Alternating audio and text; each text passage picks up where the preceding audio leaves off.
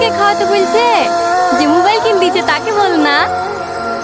না না, ওর এমনিতেই মোবাইল কিনতে দিতে মেলা টাকা খরচ হয়ে গেছে। বাবা ধরাতে একবারে উতলে পড়ছে যে। বকিস নি তো।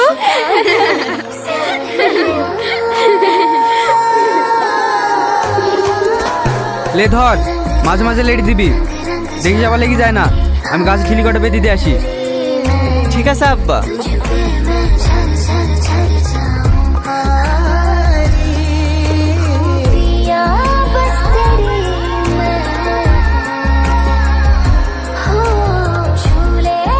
হ্যালো, কে?